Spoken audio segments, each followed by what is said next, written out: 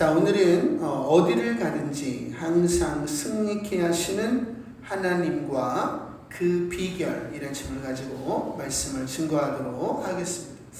하나님은 항상 언제 어디서나 우리에게 승리를 주시는 하나님이십니다. 근데 우리가 이 말을 들을 때마다 마음이 상하죠.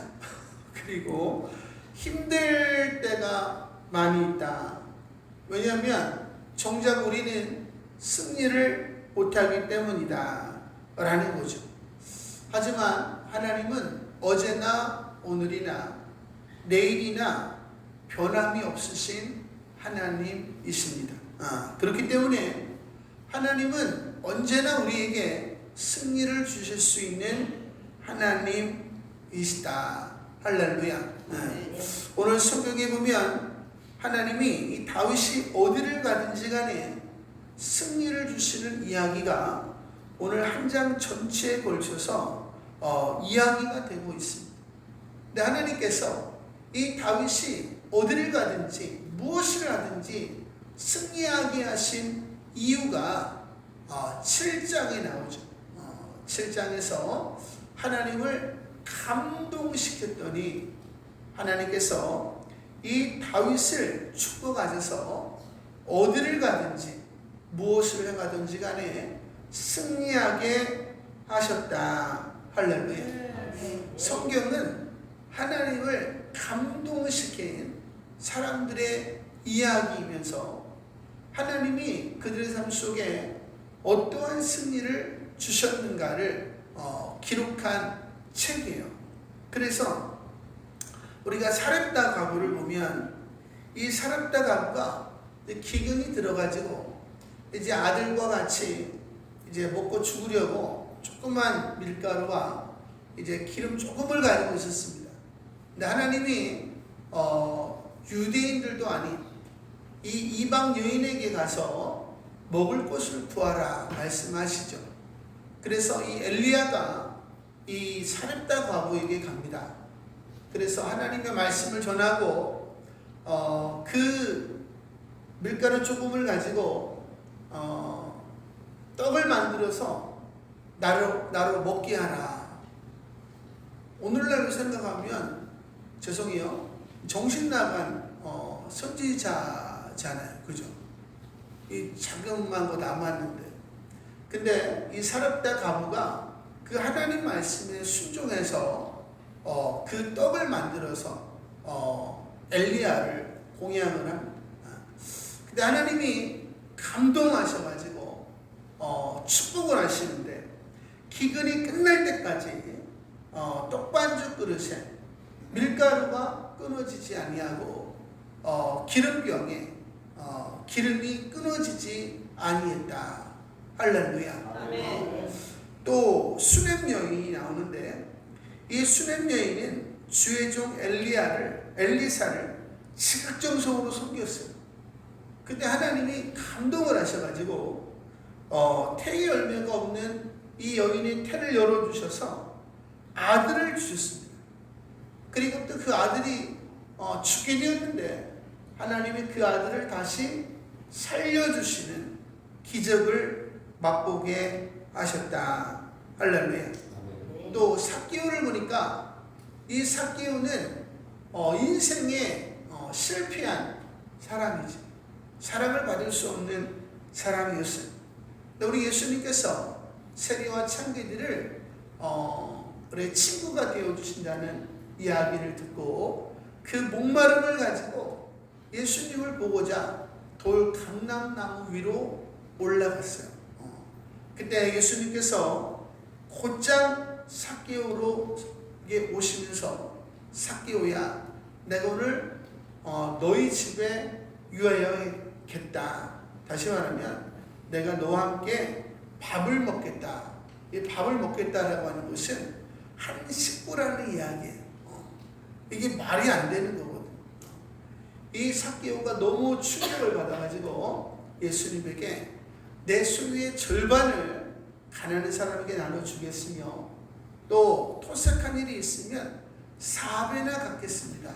그랬더니 예수님께서 이 집에도 오늘 구원이 이르렀으니 이 사람도 아브라함의 자손임이로라. 할렐루야. 아멘. 죄인이 하루아침에 하나님의 자녀가 되는 기적이 일어났다라는 것입니다.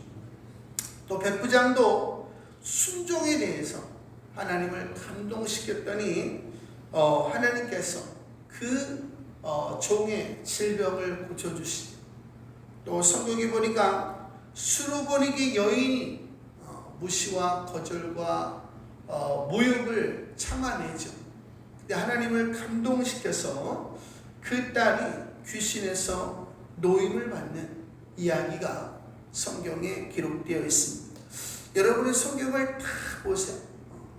하나님을 감동시킨 사람들의 이야기고, 하나님이 어떤 기적을 주셨는가에 대한 이야기가 처음부터 끝까지 기록되어 있습니다. 그래서 어떤 자유주의 신학자가 하나님의 말씀은 말이 안 된다 해가지고 기적을 다 뺐더니 아무것도 남는 게 없더래. 할렐루야. 그러니까 우리는 어떻게 해야 되는 거야? 기적을 맛보고 살아야 되는 거야. 오늘 여러분이 주일에 나오는 것도 하나님의 기적인 것을 알아야 되는 거예요. 그리고 거기에 맞는 삶을 살아야 되는 거죠. 다시 말하면 하나님을 감동케 하는 삶을 살아야 된다. 그래서 하나님을 감동시키면 자다가도 뭐가 생긴다? 떡이 생긴다. 할렐루야. 그래서 저희 큰 고모님이 굉장히 가난하게 사셨습니다. 아드님도 하나가 있는데 이혼을 했어요. 그러니까 노친네 두 분이 수입이 전혀 없죠. 근데 낮에도 불을 다 켜지 않으면 뭔가를 찾을 수 없는 이제 그런 집에서 사셨습니다. 안양에서. 그러니까 평생의 소원이 뭐냐? 햇볕이 잘 되는 집에서 사는 게 소원이에요. 근데 돈이 있어야 이사를 하죠. 하지만 하나님이 기적적으로 그런 집으로 이전을 시켜주시는데, 이분이 나이 드셔가지고 낙이 없으니까 매일 이제 새벽 기도를 하시고 예배란 예배는 다 참석하시고 오가며 찬송 부르시고 집에 오시면 성경책을 아예 펴놔.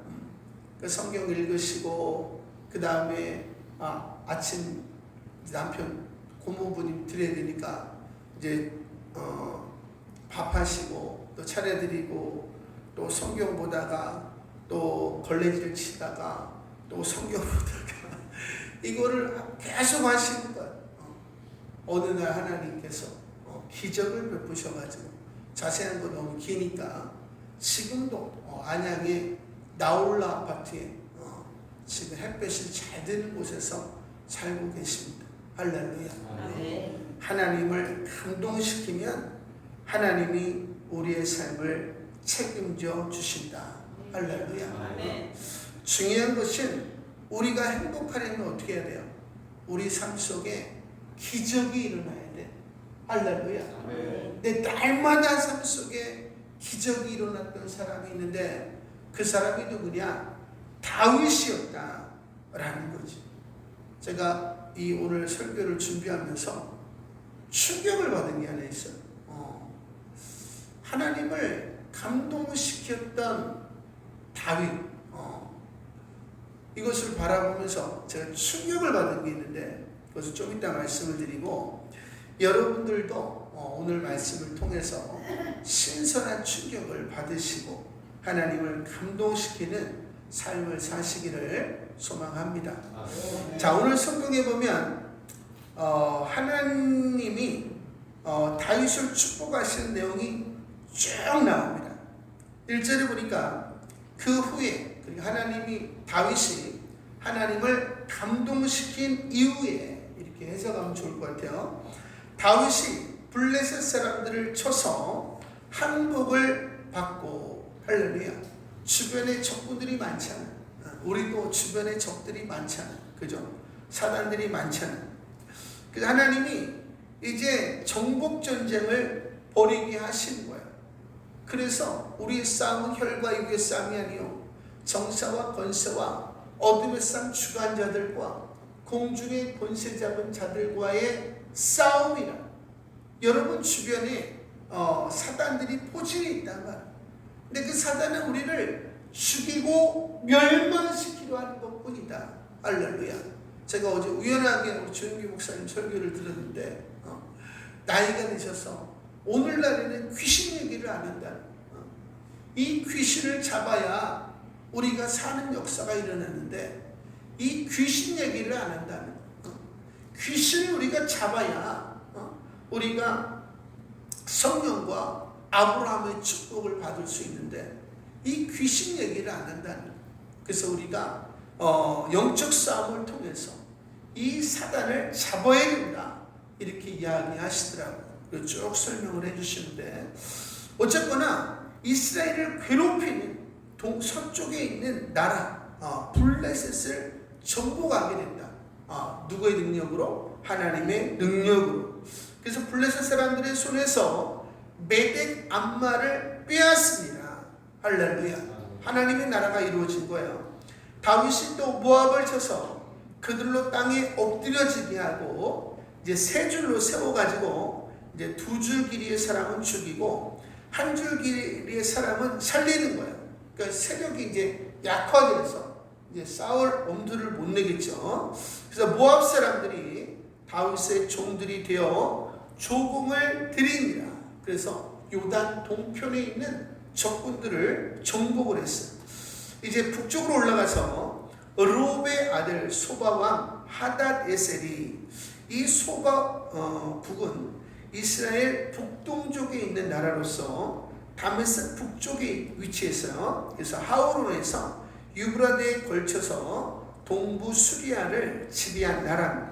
굉장히 강력한 나라인데 자기 권세를 회복하려고 유브라데 강으로 갈 때에 다윗이 그를 쳐서 그에게서 마병 1700명과 보병 2만 명을 사로잡고 병거 100대의 말만 남기고 다윗이 그 외에 병거의 말은 다 발의 힘줄을 끊었더니 할렐루야 일어나지 못하게 한 거죠. 그래서 이제 북쪽을 이제 점령을 하는 거예요. 다메섹의 아람 사람들이 그 옆에 있던 나라인데 소바왕 하다데스를 도우러 온지라 다윗이 아람 사람 2만 2천 명을 죽이고 다윗이 다메섹 아람의 수비대를 두매 아람 사람이 다윗의 종이 되어 조공을 바치니라. 할렐루야.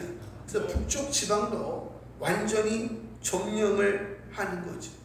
다시 말하면 이 다윗이 가는 곳마다 하나님이 뭘 주세요? 승리를 주십니다. 그래서 하반절에 보니까 다윗이 어디로 가든지 여호와께서 이기게 하시니라. 할렐루야. 아멘. 중요한 것은 하나님이 허락하지 아니하시면 우리가 받을 수 있는 것이 없다는 거예요. 하나님이 이기게 하셔야 이기는 것이고 하나님이 얻게 하셔야 얻는 것이고 하나님이 잘되게 하셔야 잘 된다. 성경에 보니까 너희는 여호와의 손바닥 위에 있느니라. 할렐루야. 부처님 마음대로가 아니라 하나님 마음대로 해요. 근데 하나님은 하나님 마음대로 하시는 분이 아니죠. 하나님은 공의 하나님이시기 때문에 하나님의 말씀대로 하시는 분이다. 그래서 우리가 하나님의 말씀대로 살면 우리가 하나님을 감동시키는 거예요. 그래서 성령을 보내셔서 죽음의 냄새가 끝나게 하시고 생명의 역사가 일어나게 하셔서 우리로 행복하게 하시는 분이 바로 하나님이시다. 할렐루야. 아멘. 자, 이제 조건을 사로잡았습니다. 그럼 뭘 가져와야 돼요? 재물을 가져와야 되죠. 그래서 성경에 보면 예수 그리스도 안에서 성령과 아브라함의 축복을 우리가 약속을 받았다 그래요. 그래서 우리를 괴롭히는 사단을 성령으로 잡는 거예요. 그러면 이 사단들이 가지고 있는 아브라함의 축복이 우리들에게로 오게 됩니다. 이제 그것을 이야기하는 거예요. 7절에 보니까 하다데셀의 신복들이 가진 금박패를 빼앗아 예루살렘으로 가져오고, 할렐루야. 지금 아브라함의 축복이 지금 믿음의 자손 다윗에게 흘러 들어가고 있는 거야. 그래서 학개서 2장 8절에 보니까 은도 내 것이요 금도 내 것이니라 만군의 여호와의 말씀이니라. 할렐루야. 누구를 감동시키면? 하나님을 감동시키면 아브라함의 축복이 몰려온다. 할렐루야. 8절에 보니까 또 다윗 왕이 하다데셀의 고을 베다와 베로데에서 매우 많은 놋을 빼앗으니라. 할렐루야. 당시는 놋이 엄청 있었단 말이에요. 그래서 지금 열방의 재물이 지금 다윗에게로 지금 몰려오고 있는 거예요. 9절에 보니까 하마당 도이가 다윗이 하다데셀의 온 군대를 쳐서 무찔렀다함을 듣고, 이게 북쪽 나라인데 이제 가장 큰 나라 소바가 정복을 당하니까 싸웠다가는 큰일 나겠다 싶어가지고 이제 스스로 화친을 청해오는 내용이에요. 10절에 보니까 도이가 그의 아들 요람을 보내 다윗 왕에게 문안하고 축복하게 하니. 할렐루야. 지금 적군이 다윗에게 화친을 칭하고 조공을 바치고 축복을 하는 거예요. 성경에 보니까 하나님을 경외하면 원수도 친구가 되느니라. 할렐루야.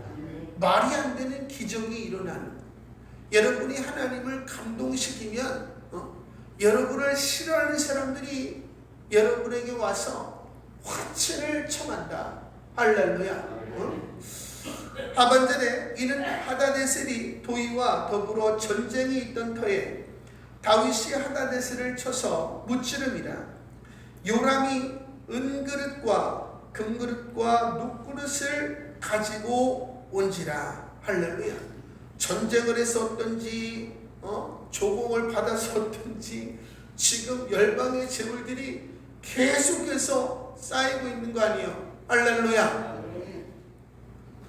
이게 저와 여러분을 향한 하나님의 계획이라는 거예요. 할렐루야. 그래서 하나님은 우리가 날마다 축복을 받기를 원하신다. 할렐루야. 이제 아주 중요한 내용이 나오는데 다윗 왕이 그것도 여호와께 드리고. 할렐루야. 이 다윗이 어떻게 하나님을 감동시킬 수 있었는가? 받은 은혜를 되돌려 드릴 줄 아는 사람이었다라는 것입니다. 제가 늘 이야기하지만 사람은 하나님으로부터 우리가 얼마나 받았는가로 평가되지 않아요. 우리가 하나님으로부터 받은 것을 얼마나 하나님께 돌려드렸는가로 평가된다라는 거예요. 왜? 그게 바로 은혜를 아는 사람이죠. 은혜를 모르는 사람에게 뭘 주면 돼야 안 돼요? 안 되죠.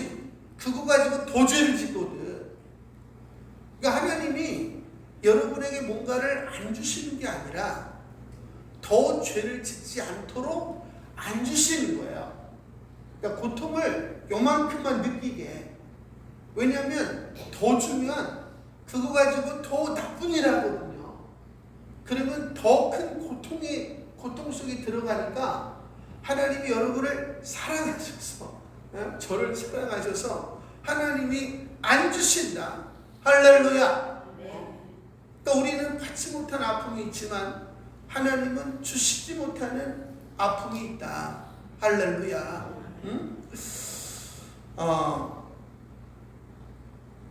은혜를 모르는 사람의 특징이 뭐냐? 하나님께 뭔가를 드릴 줄을 모르는 거죠. 그 이유는 뭐예요? 사람의 마음을 은혜로 가득 채움이 아름답고, 근데 그 은혜를 모르는 거예요. 하나님이 은혜를 주셔도 은혜를 몰라. 성경에 보니까 연보하는 것이, 하나님께 뭔가를 드리는 것이 하나님의 은혜다 이렇게 이야기했다가 우리는 합리적 이기심을 가지고 있기 때문에 자꾸 쌓아두려고 해. 이게 인간의 본성이에요. 근데 하나님의 은혜가 임하면 삭개오처럼 자꾸 드리려고 한다. 그래서 원어 성경에 보면 예물이라고 하는 뜻이 하나님 제가 은혜를 받았습니다. 그래서 그 은혜를 내가 이 예물에 담아서 하나님께 드립니다. 이걸 가지고 예물이라고 하는 거예요. 그래서 우리 초창기 때 기독교가 들어왔을 때에 다 가난하잖아요. 그러니까 예물을 드릴 수가 없잖아요. 예물이라고 하는 것이 물질만 예물이 되는 게 아니죠. 우리 삶을 드리는 거, 시간을 드리는 거, 또 재능을 드리는 거, 이게 다 드리는 거죠. 그래서 초창기 때는 이들이 하루에 1시간씩 나가서 전도를 하는 거죠. 받은 은혜에 감사해서. 그랬더니 하나님께서 축복을 하셔가지고 우리가 지금 이렇게 잘 살게 된 거 아니에요. 여러분들이 경제적으로 어려운 거 하나님이 아실까요? 모를까요? 아세요. 없으신 분들은 안 하셔도 돼. 근데 우리가 감사하잖아요. 그러니까 내가 와서 조그만 봉사라도 하고 감사함으로 그것이 하나님이 받으실 만한 것이 된다라는 것입니다. 다윗은 지금 받은 은혜를 다시 돌려드리고 있는 거예요. 그래서 사렙다 가구도 수렘 여인도 수로보니게 여인도 마지막 남은 거 마지막 남은 자존심 다 드렸더니 그게 복이 된 거예요. 그러니까 은혜가 돼서 그걸 또 드렸더니 하나님이 감동을 하셔서 더 큰 걸 주시는 거야. 그러니까 은혜가 되잖아요. 그래서 또 하나님께 드렸더니 하나님이 또 감동을 하셔서 복을 주시는 거예요. 그래서 그렇게 끝까지 가면 이 다윗의 삶까지 우리가 올라가게 된다. 우리가 처음 예수를 믿을 때는 하나님의 은혜를 받고 조금 드려요. 그리고 하나님이 그거보다 조금 더 큰 거 주십니다. 그리고 우리가 다른 건 안 드리고 조금 더 드려요. 그러다가 나중에 어떻게 돼요? 이제 100을 받고 100을 드리는 거예요. 이것을 완전한 사랑이다. 이렇게 이야기하는 거예요. 이걸 제가 결혼하고 초창기 때 이제 배우게 됐는데요. 하나님께서 말씀하시기를 100을 주고 100을 받으라는 거예요. 시간이 없으니까 아내를 사랑하는데 99만큼 사랑해. 1만 나에게 줘라. 근데 1을 안 줘. 그래서 문제가 생겼죠. 그때 주님이 나는 너에게 100을 주고 아무것도 바라지 않았는데 너는 왜 99를 주고 1을 받으려고 하느냐. 근데 제가 엄청나게 충격을 받았죠. 그런 일들이 많았어요. 그래서 항상 100을 주려고 노력을 하는 것이고 그 속에서 또 지혜가 없어서 또 많은 문제가 또 생기고 이런 일들이 있어요. 어쨌거나 사랑이라고 하는 게 뭐냐? 100을 받고 100을 드리는 거. 하나님과 온전히 하나가 되는 거야. 이것을 마음을 다하고 뜻을 다하고 성품을 다하여 주 하나님을 사랑한다. 이렇게 이야기하는 것이고 내 이웃을 내 몸과 같이 사랑한다. 이렇게 이야기하는 것입니다. 예수님은 저와 여러분을 위해서 어떻게 했어요? 마지막 피 한 방울까지도 다 주셨잖아요. 그죠? 주님이 아무것도 안 줬으면 여러분의 사랑을 느낄 수 있었을까요? 느낄 수 없어요.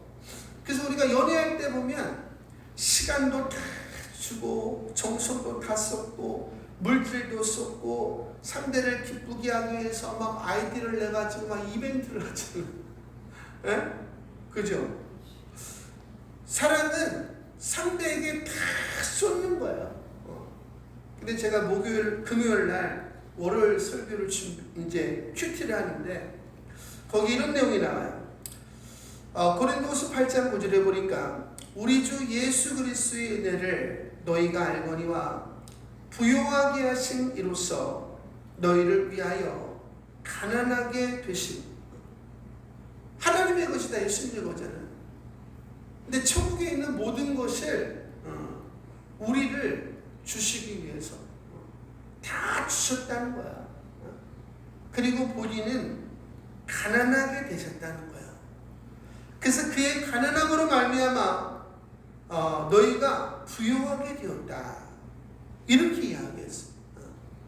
제가 이 말씀을 읽는데 탄식이 되더라고요. 야, 내가 정말 사람들에게 나눠준 것은 아무것도 아니구나.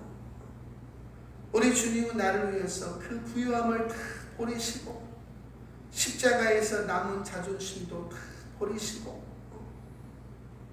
다 벌거벗김을 다 당하셨잖아요. 그리고 마지막 피 한 방울까지도 다 내어주셨구나. 나를 이렇게 사랑하셨구나. 그러니까 뭐 할 말이 없는 거예요. 그러니까 입에서 탄식이 나옵니다. 왜냐하면 더 사랑을 해야 되는데 더 사랑을 못하겠는 거예요. 그러니까 탄식이 나와. 그러니까 우리는 이런 사랑을 받았음에도 불구하고 주님께 1시간 드리는 걸 힘들어. 10,000원짜리 한 장 드리는 것을 힘들어. 봉사하는 것을 힘들어 하죠. 저 역시도 더 못해서 답답한 거죠. 근데 이번에 이 설교를 준비하면서 느낀 게 뭐냐면, 사랑은 우리 안에 깊이 있는 것을 내어드리는 것이다 라는 걸 알게 됐어요. 제가 왜 하나님께 더 못 드리느냐? 제 깊은 곳에 자존심이 남아있어. 제 깊은 곳에 죄성이 남아있어. 깊은 곳에 탐욕이 남아있어. 그러니까 더 못 드리는 거예요. 이것을 내려놓을 때만 우리는 하나님께 드리는 삶을 살 수 있거든요. 제가 우리 손흥민을 좋아하니까 어제 그 23시에 토트넘하고 셰필드랑 축구를 했어요. 그러니까 설교를 준비해야 되니까 보지는 못하고 이제 새벽에 궁금한 거야. 그래가지고 이제 유튜브를 딱 켰더니 2대1로 이긴 거예요.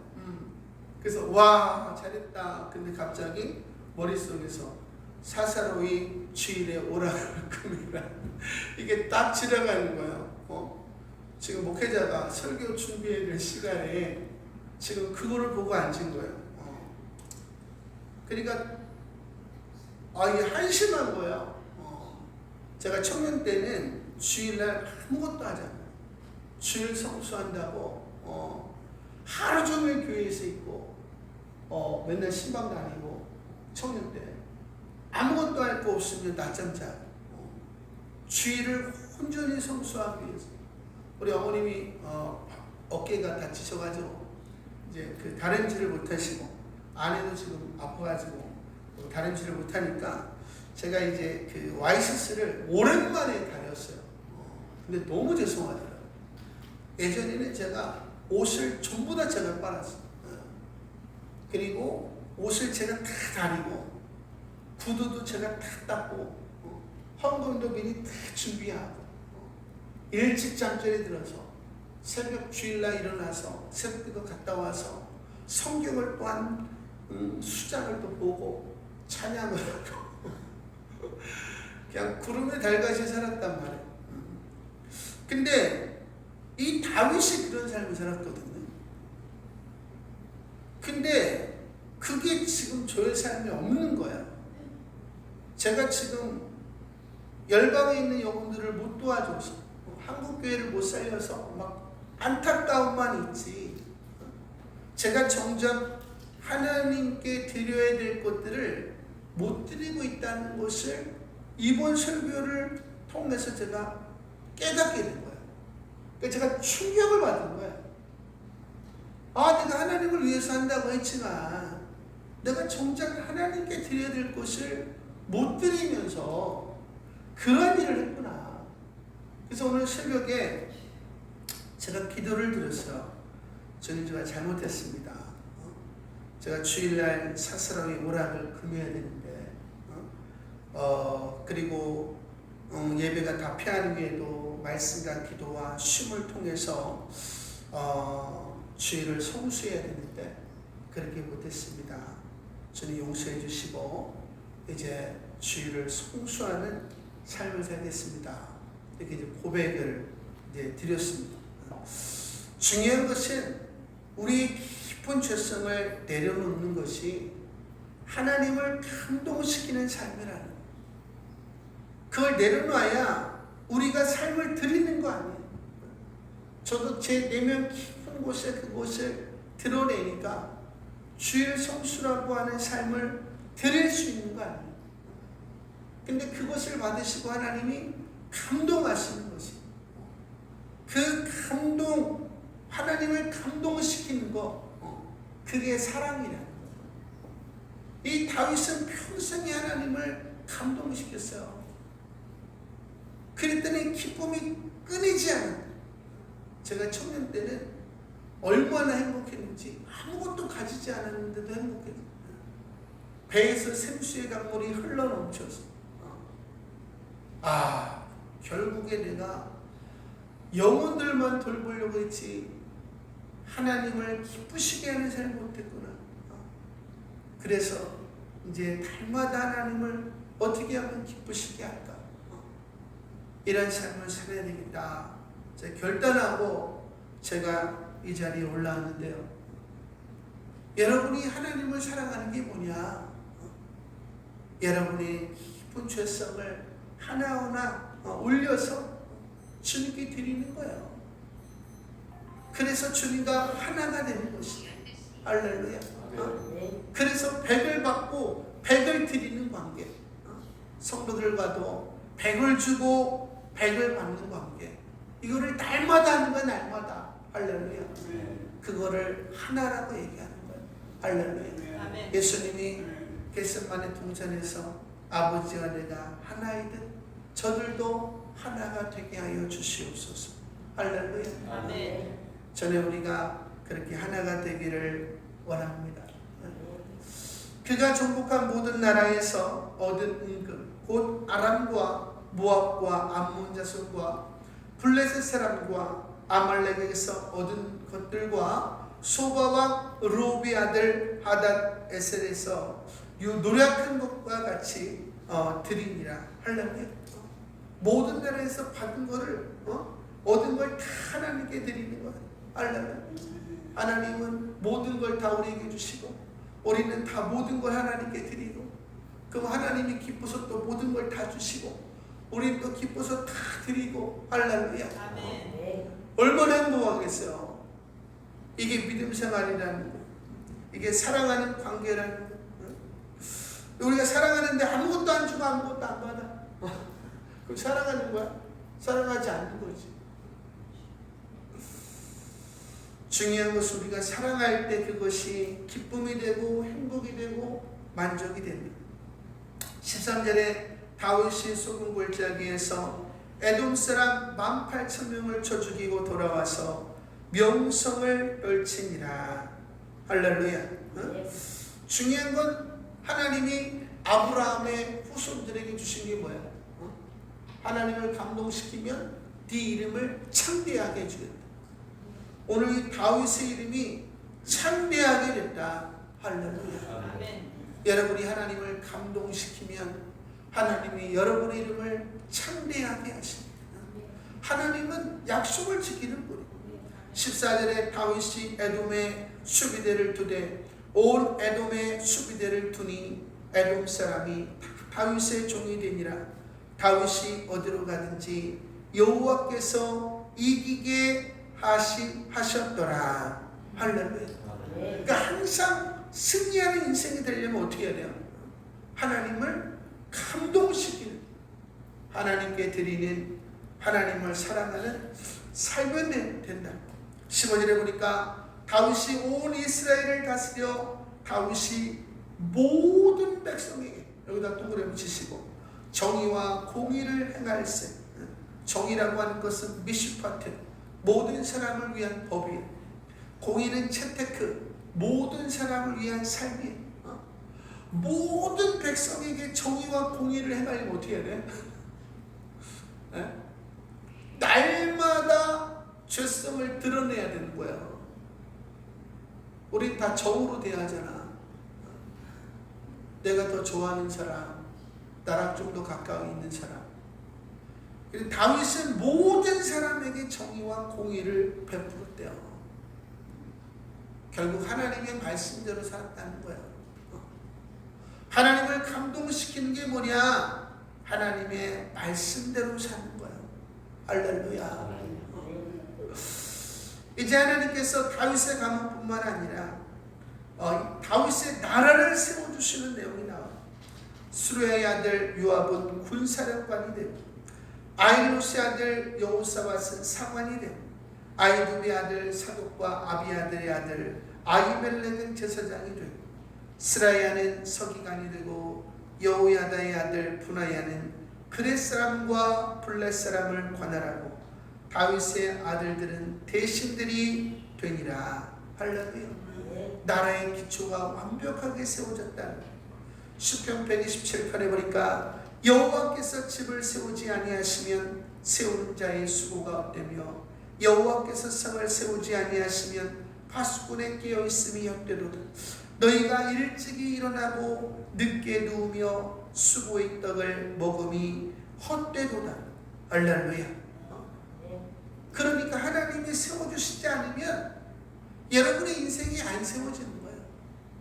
여러분의 가정도, 여러분의 직장도, 사업장도 밤이 맞도록 수고해봐야 나만 고생하는 거예요. 하지만 하나님이 세워주시는 인생은 세워지는 거예요. 가문도, 직장도, 사업장도. 그래서 신명기 28장에 보니까 내가 네 하나님 여호와의 말씀을 삼가 듣고 내가 오늘 내게 명하는 그의 모든 명령을 지켜 행하면, 이게 뭐예요? 모든 백성에게 공의와 정의를 행하면 내 하나님 여호와께서 너를 세계 모든 민족 위에 뛰어나게 하실 것이라. 할렐루야. 내가 내 하나님 여호와의 말씀을 청종하면 이 모든 복이 내게 임하여 내게 이르리니, 성읍에서도 복을 받고 들에서도 복을 받고 내 몸의 자녀와 내 토지의 소산과 내 짐승의 새끼와 소와 양의 새끼가 복을 받을 것이며, 내 광주리와 떡반죽 그릇이 복을 받을 것이며, 내가 들어와도 복을 받고 나가도 복을 받을 것이니라. 할렐루야. 네. 기적의 연속이다 이 말이야. 할렐루야. 네. 하나님은 저와 여러분이 이런 축복을 받기를 원하신다. 할렐루야. 결국 하나님을 감동시키는 것은 하나님의 말씀을 묵상하고 순종하는 것 외에는 없다라는 것입니다. 타고르라는 사람 알죠? 아시아에서 처음으로 이제 노벨 문학상을 받으신 분인데, 이분이 기탄잘리라고 하는 책을 쓰셨는데 제가 좋아하는 일화가 거기 있어요. 어떤 여인이 님을 기다리는 거야. 근데 님이 아무리 기다려도 오지를 않아. 그래서 너무 힘든 거예요. 근데 어느 날 멀리를 내다보고 있는데 흙먼지가 막 일어나는 거야. 그 점점 보니까 백마를 타고 금마차를 타고 님이 오는 거야. 그러니까 얼마나 행복해요. 눈물을 막 흘리고 막 드디어 님이 오시는구나. 근데 님이 가까이 왔는데 휙 지나가 버렸어. 님이 멈춰서서 사랑하는 자기를 안아주고 이렇게 해야 되는데 지나가 버린 거야. 너무 황망해가지고 눈물을 흘리는 거지. 근데 인자한 님이 그냥 지나갈 리가 없어. 그래서 이제 주변을 돌아보는데 아무것도 없어. 또 자기가 가지고 있는 배낭을 열어봐도 아무것도 없어. 너무 허탄해가지고 또 눈물을 많이 흘리다가 아니야 그리고 다시 봤는데 뭔가가 반짝거리는 거야. 보니까 가방 저 밑에 쌀 한 톨이 금덩어리가 돼 있는 거야. 근데 자기가 평생에 님에게 드린 게 쌀 한 톨이야. 그래서 이 여인이 그거를 보고 통탄했다 라는 뜻입니다. 할렐루야. 네. 하나님은 아들을 내어주시고 우리 예수님은 하늘의 모든 것을 내어주시고 자존심도 다 내어주시고 마지막 피 한 방울까지 주셨는데 나는 지금 얼마나 드리고 있는가. 할렐루야. 저도 막 드리니까 지치더라고요. 근데 주님은 그 사랑을 누리라는 거야. 할렐루야. 저도 한계를 넘기를 원하고 여러분들도 한계를 넘기를 원합니다. 이 한계를 넘어서야 기적이 일어나는 거야. 그래서 우리에게 뭐가 필요해요? 인내가 필요한 거지. 할렐루야. 저는 여러분들이 하나님을 감동시키는 분들 다 되시기를 소망합니다.